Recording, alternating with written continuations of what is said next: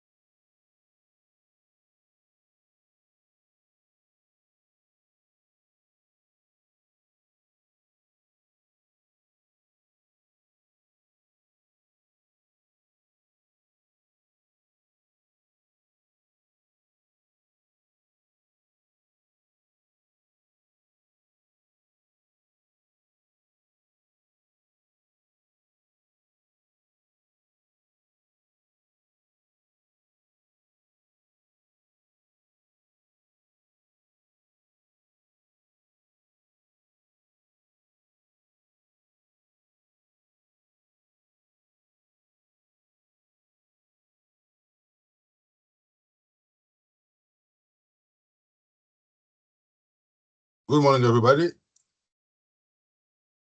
Hey, good morning, all. Morning. Oh, we're a bit low here. Good morning. Morning, Helen. Hey, Jeff.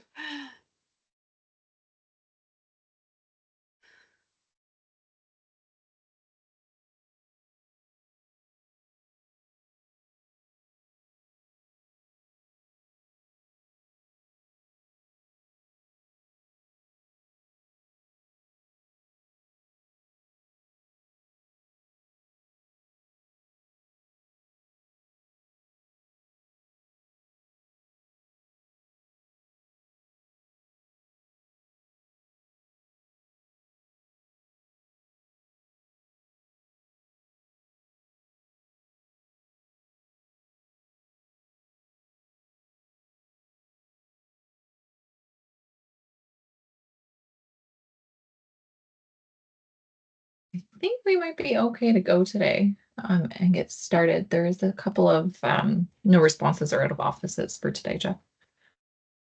That's people not joining us today. Might be the case. Busy schedules. Understood. Okay, I wanted to start with one topic related to PFT orders and the associated charges. We do have Julie Brown here. Julie, thank you for joining so that we can talk through this. I'm going to share my screen. I can't remember who submitted this question, but I think it's relevant for the group. So let me start with the ordering side of pulmonary function testing. When we're in PowerChart, any Lumio provider is going to have the ability to order a complete pulmonary function test. They can do so by selecting either the complete pulmonary function test order that does not have an order sentence, or one of those that has an order sentence, which is just specifying where that test is going to occur. So if I grab the one for KHSC, I'm currently logged in as a non-physician user, so I am being prompted for who the physician is and my communication type.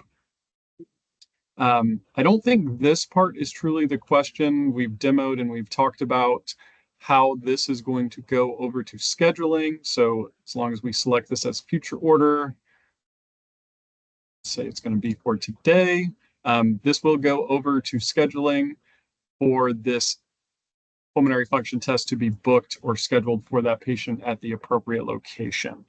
I think the question that arose was, if not all of the tests that are part of the PFT occur, how do we make sure the appropriate billing is dropped or appropriate charges are accounted for? There is, and this was part of the question, there is a form here that included some of that information. Let me pull it up just so we can have a look at this. There's a pulmonary functions laboratory form that has PFT charges on it. And has the following options. So, Julie, I can't say I know a whole lot about the development of this form because I was not involved, but I was going to check to see if you knew if this is something that we are dropping charges from directly from this form. So I am not aware of this form either, but I can tell you the orders are created and they don't have any ability to filter within the order to say additional or less charges should be dropped. It's just if 10 service codes were attached to an order, then 10 are going to drop whether or not that portion of the test was completed. Okay, so it's more about making sure that if we're not doing a complete PFT, that the appropriate test orders are placed and thus charged for. So if we have something like PFLs, then we would want to use that. And we would want to make sure that those orders get placed and completed. Is that your understanding, Julie? I'm not 100% certain. So I believe that there's two potential options. So I think that it would be confusing for people if they had to order and run different items that weren't originally scheduled, and then they'd have to know what service codes were attached to every order. So we are at, I think, the point where we need to discuss whether or not the orders are being broken out into essentially sub-orders that could be ordered as individual parts, or we have to teach the technicians who are performing these tests how to use and edit in charge viewer, and they can manually remove the charges.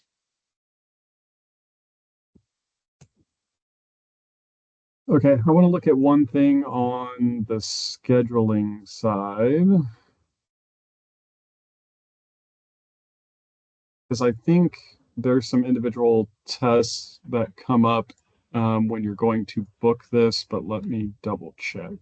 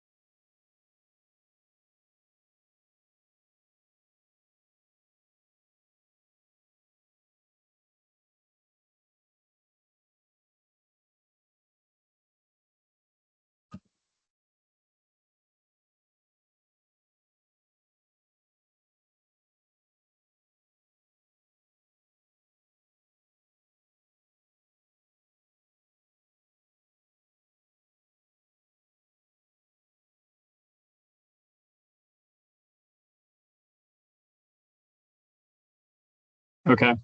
So here's what I wanted to get to. We do have each of these optional orders available when we go to book that PFL test. I'm not an expert in this area, but I do know that I guess 6 of these are part of a complete pulmonary function test. So there is the differentiation of all of these orders that when we're actually booking the test, we can say this is what's actually going to be occurring so that we can ensure that those orders get completed and charged for appropriately. Lisa, I see you got your hand up. Go ahead. No, I can take that down. I've got better people to ask the questions now. Okay, awesome. Brian, go ahead.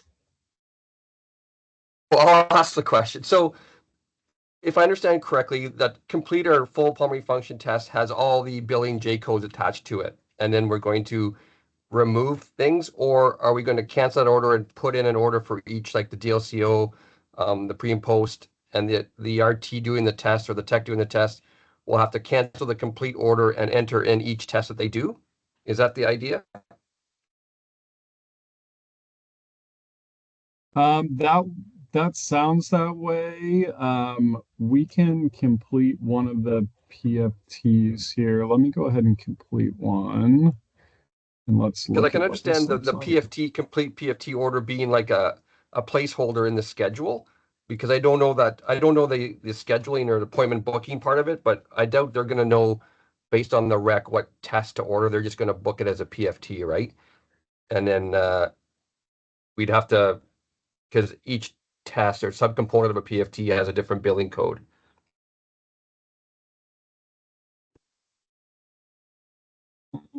One second. So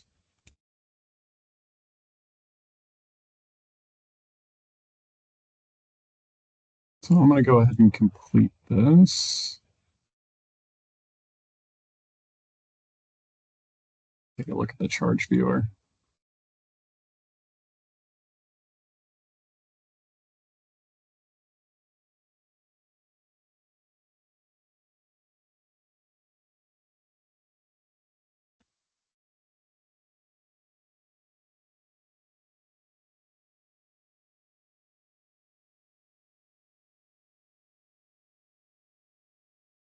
That's not it.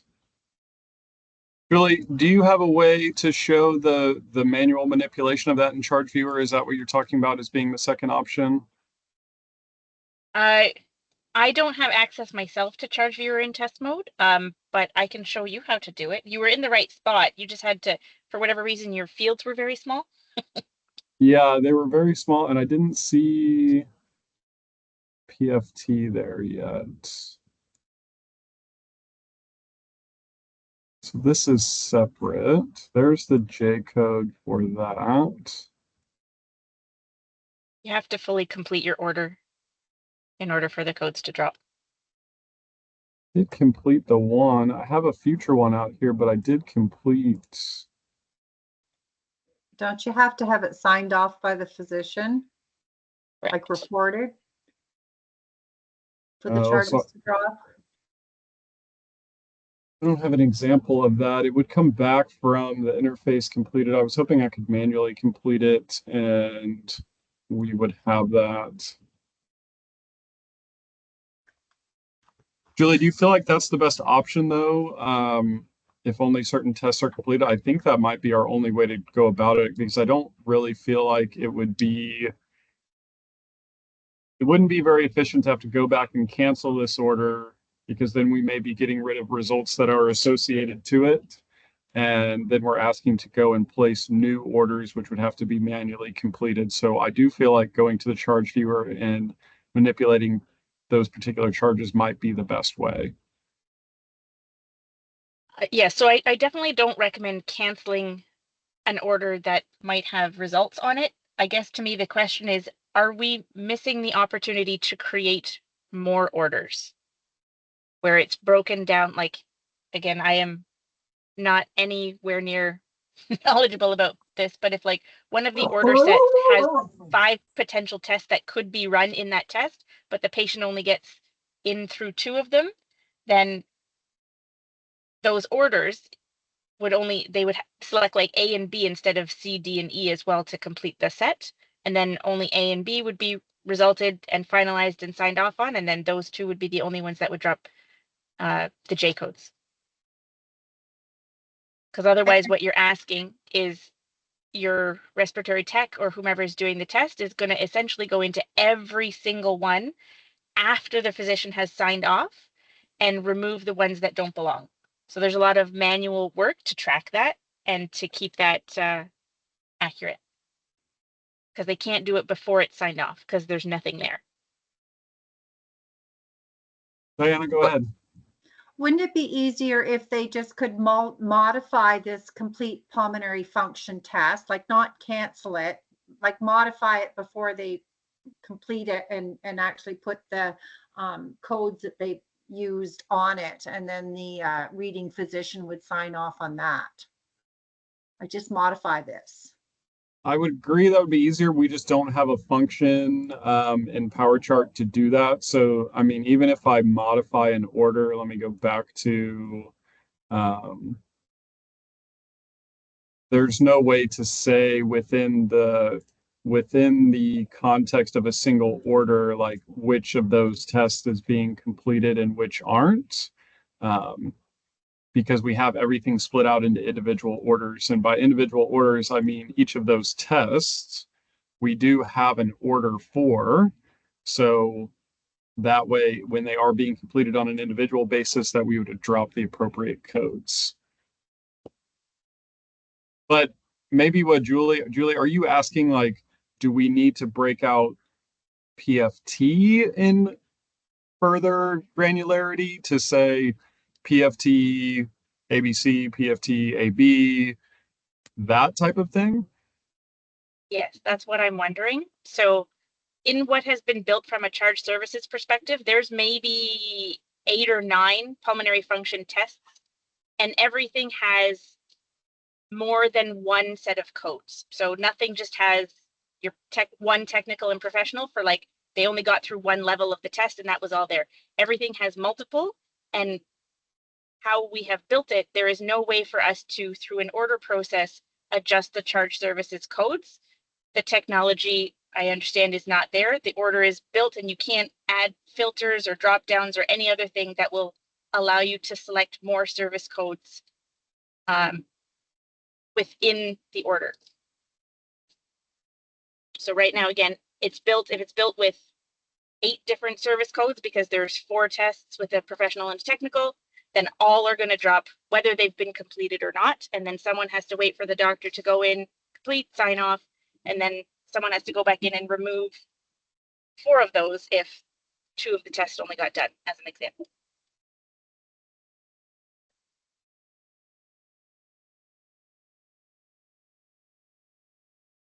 Diana, can I ask you, how is this function today? Like in your guys' current state, at what point do charge codes get selected and sent out? Well, in our Meditech, we have 6 or 8 different tests that the techs choose. They're booked as one, and then the techs will say, well, I only did a DLCO, so I'm going to edit it to that. And then once it's signed off, that's the only charge then that drops to OHIP. So the tech has a chance to edit it. And then in the case that they have multiples, like the DLCO plus, are they just selecting multiple of those tests? Well, we built different ones to incorporate. Well, maybe Brian, you can explain it better. No, you're on the right track. So we broke down. So what happens is when the test is booked, it's booked as a PFT.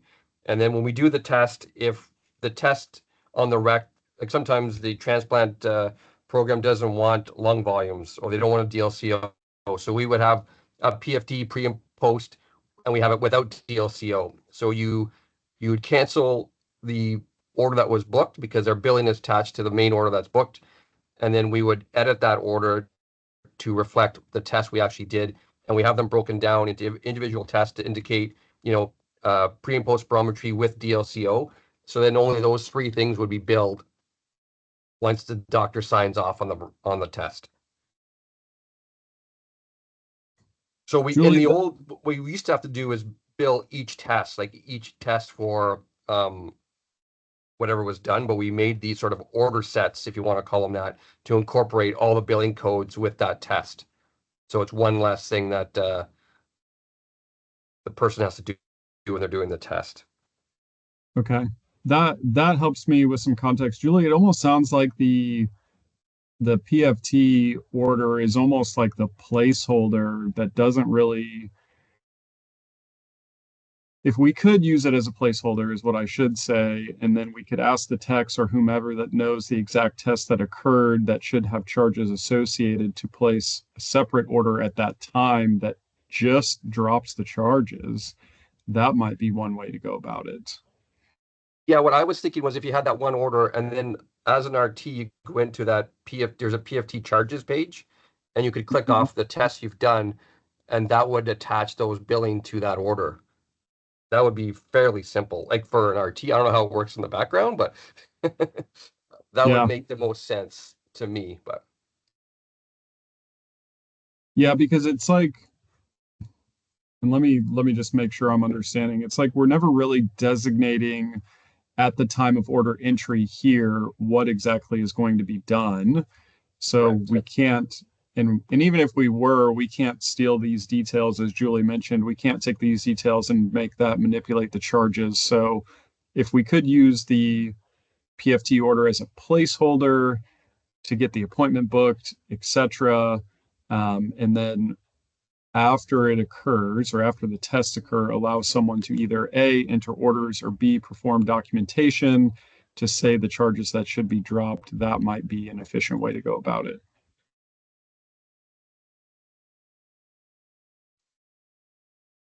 I agree with that. Okay. So if that's ideal, I think the closest thing that we have right now, though, is still to manipulate the charges because we are past the point of being able to make changes. And right now, the completion of the PFT order is going to drop what Julie said, the 6 or 8 charge codes, and we may have to use that manipulation of the charge viewer to say what did and did not occur. Are you also in agreement with that, Julie? I don't think we have the runway to change what has been put into place. Yeah, so that, I mean, I don't think we do either. I was hoping we might be able to squeeze it in, but I get that this is not a huge risk, but there is a risk that folks are not going to go in and remember to turn off. There is a risk that we will be submitting incorrect procedure codes to OHIP.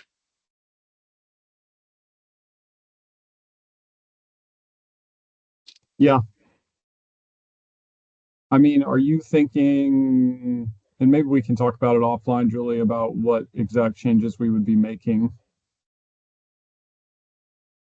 I wasn't honestly sure what exact changes would need to be made just because I wasn't sure what options were available to us. So we can certainly kind of discuss that and run like through a sample so we know what we want to do through optimization. But again, I agree with what you said. If there's like a placeholder order through scheduling that just gets somebody in the door and having an appointment, that's a good option. And then they can have an option. Then training has to happen and orders have to be created for the individual tests that need to happen. All of that makes sense. And then what we would do in the next week or so is that Bruce Harlan and myself can work with the pulmonary function respiratory technicians who would be responsible for modifying charge viewer, and we can train them on how to do that. Yeah, because I think the other X factor here is all of the interfaces, because if we go about changing some of the orders or creating new orders, do they need to be interfaced or do they just simply stay on the Millennium side to create charges? So I think we need to have that part of the conversation. Yeah, that's very fair. Diana, I see you still got your hand up. Is that No, up it's a new again, or hand. is that from before? It's a new hand. Okay. I think, well, here's my 2 cents. I think what you're gonna do, have the text edit the charge viewer after the fact, is kind of just a Band-Aid solution. I really think you should look to making it smooth right from the get-go, so that the technologists don't have to do this later down the road. No, I think that's fair. A big expectation for the text to have to remember to go in and, oh, I didn't do this, or which charge is associated with that, and whatever. So I just, I know there's a time crunch now. You can't make any changes now, but I think that's something you should look at in the future. Absolutely, I two agree with you. cents.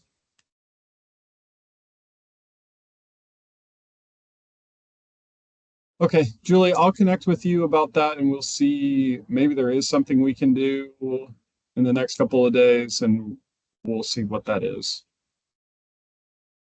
Yes, please do. That would be great. Thank you, Jeff. Thank you. Rachel, keep me honest. There was a secondary topic that we were going to touch on today that went out on the agenda. What was that? I think we just had Q&A, but let me bring it up. Bear with me.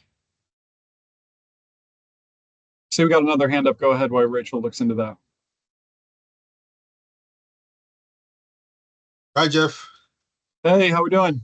Good. I'm trying to understand because when we do stress testing, we have a consent to treatment that patient have to sign after we explain the test.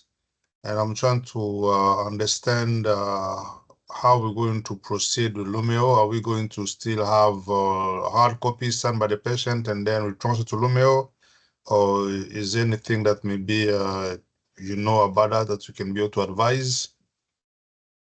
So you're talking about like consent to either prior to or after the testing?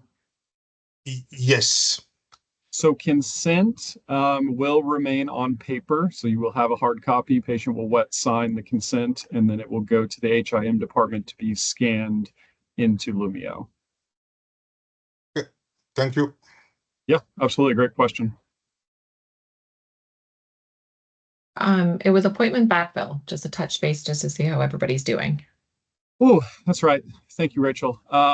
Question from me for the group. Have each of your areas or each of your sites begun scheduling backfill for appointments that you have December 7th and forward? If yes, how is that going? If no, is there something holding you up from that scheduling backfill?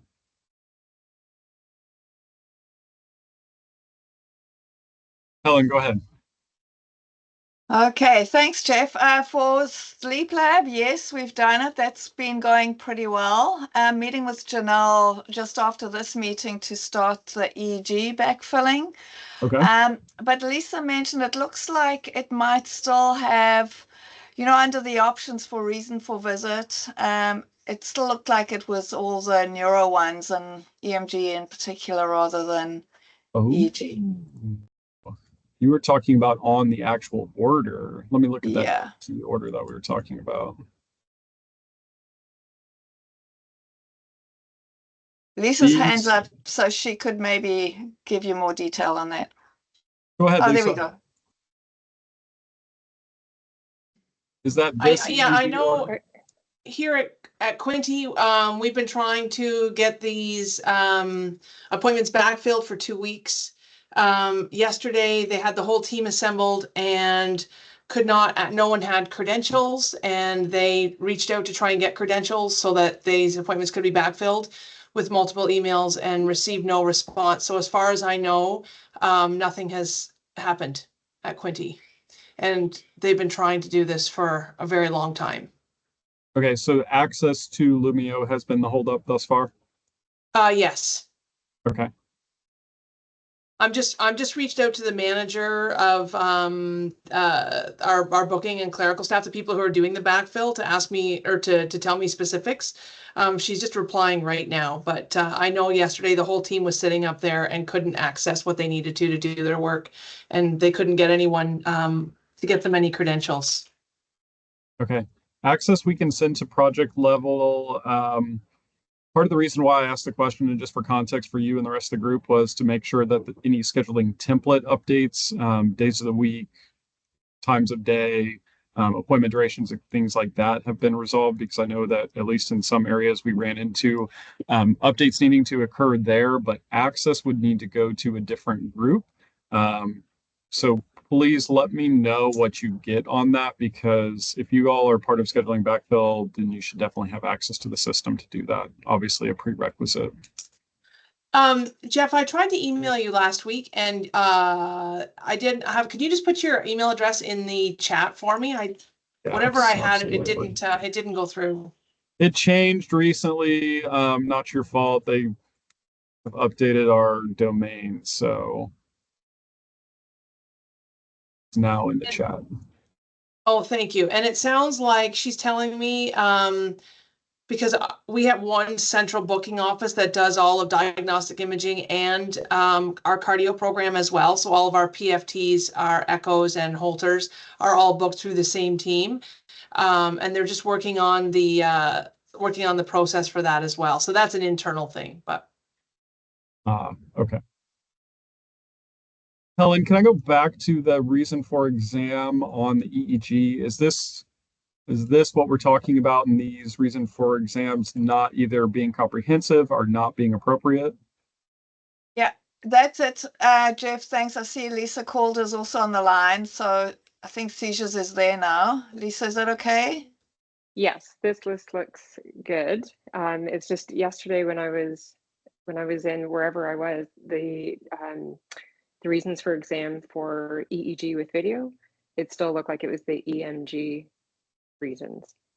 Does it need to match this list? Yes. Let's all of them should be. Let's do a quick comparison with video. See what we've got here. Oh yes, this list is much different. Yes, those are the EMG reasons. Okay, so if we can get the EEG list, the standard EEG list, perpetuated to all of the other EEG orders, that would be ideal. Yes. Because I think we have a couple of others, well, more than a couple of others. Let's try the 24-hour monitoring. That one does not have the reason for exam on it. What about the evoked? Should the evoked potentials have it as well? No. They don't. Okay, so just the EEG with video seems to be inappropriate? Yes. Okay. That's a simple enough actually, can you look at the continuous EEG just to see which comes up there? Of course. Let's go to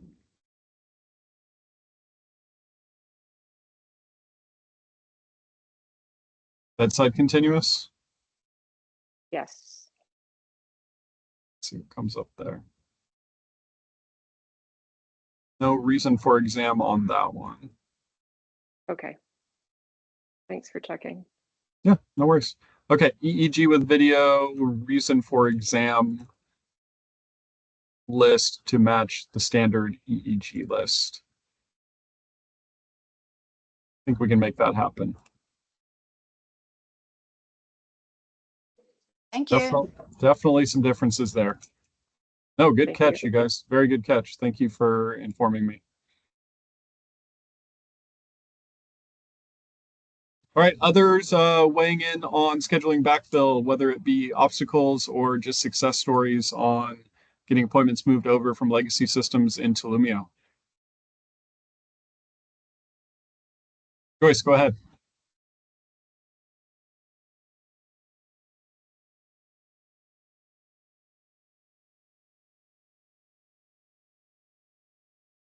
Joyce, if you're speaking, you might still be on mute.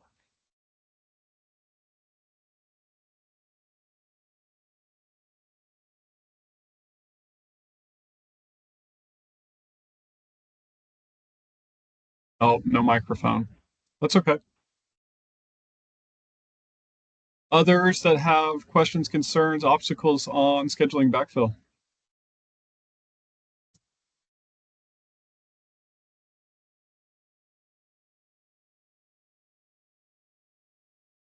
Nothing there. Okay, well then I will open up the floor for other questions related to our ambulatory diagnostics. What do you guys have today, or any questions that you've run into since our last meeting?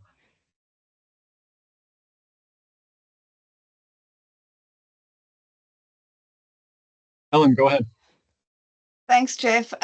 Since you were talking about billing and PFTs, we also do arterial blood gases in the sleep lab. So I'm just wondering how that would link in, and also don't quite understand. I guess the physician has to place the order, but it would be separate than the sleep study. And how do we pull those together? And are you doing those at the same time as the sleep study? Yes, they're done in the morning after the sleep study before the patient leaves. Check something here.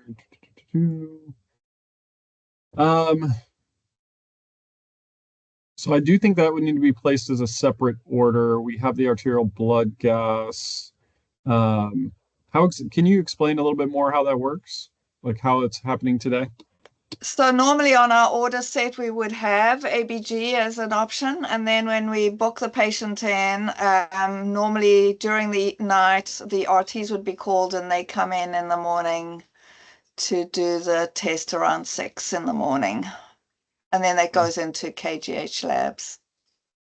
Yeah, so this can still be placed as a future order, and then you guys would need to be, or someone would need to essentially activate that order when they're ready for it, and then it would get dispatched to the appropriate place. And or if you guys need to place a telephone call or some other type of communication to get the RTs to come perform that, that is certainly there. But they would then have that order on record. So I think from what I'm understanding, I would definitely recommend it being placed as a separate order. Okay, so the physician has to place the order and then the sleep technologist can activate it. Yes, Okay. absolutely. Okay, thank you. Mm-hmm.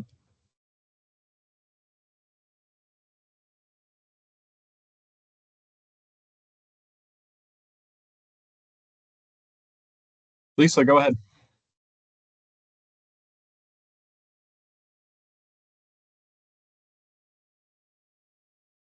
Sorry, I didn't realize I was muted. A couple of things for you. Number Sure. one, I'm not sure how familiar this group is with the RadNet side of things, but I manage DI as well, so I see that piece of it. And in RadNet, when the technologist goes to act on an order, for instance, it's an X-ray left foot and it's ordered as a 4 view, but they only do a 2 view, the technologist in RadNet can easily just go in and modify the order within the module. And the other piece about RadNet that would be useful for this group, if other centers are integrating with Novari, our requisition remains electronic and is managed electronically through Novari, protocoled in Novari, goes through to PACS electronically in Novari, and there is no paper trail. And what we're really pushing for, because we have this central booking office, is one singular process for handling all of the requisitions, and how do we make them all flow through Novari for consistency and so that things don't get lost and there aren't two different processes depending on what people are booking. I just think there are some wins in the RadNet module that could be applicable to ambulatory diagnostics that perhaps could be explored by the team. Lisa, I 100% agree with you. I know that the Novari software is definitely great at handling the requisitions, and especially for the paper requisition management. I think it's definitely something that we want to look at towards optimization. I don't know that we can do much with these ambulatory diagnostics in terms of integration with RadNet, just because of the modality and the other pieces and parts that go into RadNet. And we're also interfacing some of these ambulatory diagnostics out to other third-party systems for results and things like that. So I definitely think it's a topic worth exploring, especially on the requisition side. I don't really have any purview into Novari and why it was chosen for some areas and not others, but I agree with you. I think anything we can do to standardize, and if that is a possible branch for optimization, I would be in agreement with that. Yeah, we recognize it won't be happening at go live, but definitely during optimization. And I don't know if you can take some of of what has been applied and what is being used in the RadNet side and pull that same interface over for the respiratory therapist to use in PFTs. It's just so easy. It's just like deselecting and selecting what they did.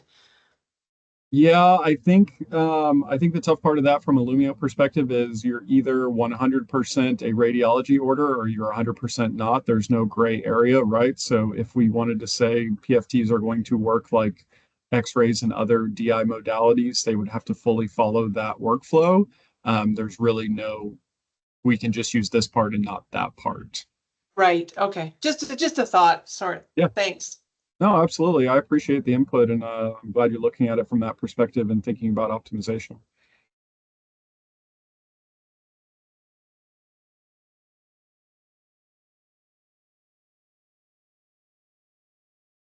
Other questions, guys? Floor is still open.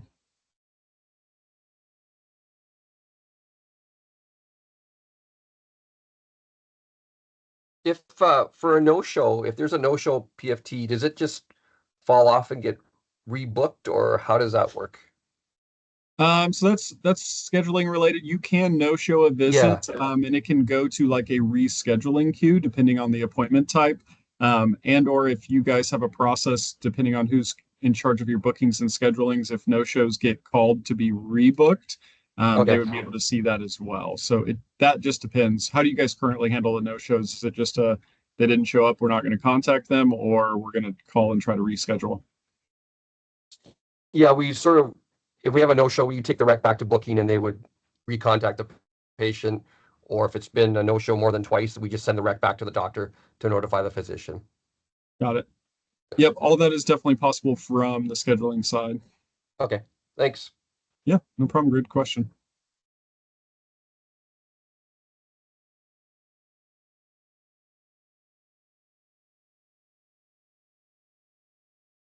I have another one.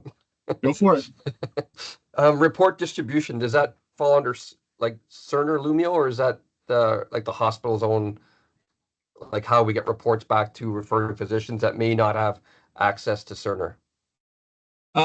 Yeah, so if they don't have access to Cerner, it's definitely going to fall under HIM. So even external physicians that are in the directory, they can receive it via fax or other means, and we would have that on record. So depends on the physician, right? Depends on if it's a physician that does have access to Lumio, doesn't, but either way, we can get those reports back to them. And at the time of order entry for specific orders, we can CC certain providers if it needs to go to them, and that way HIM already has that heads up at the time of completion of that report. Okay, thanks. Yeah, absolutely.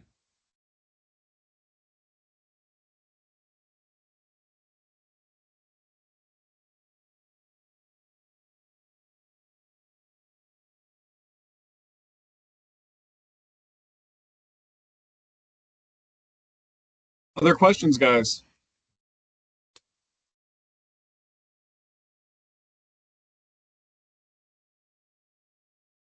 Okay, well, I know we're getting crunch time. I know you all are very busy, probably not only with Lumio, but with other full-time or above jobs. So I will let you all go. I appreciate the time, and thank you all for your participation. Thanks, Jeff. Yeah, thank you all.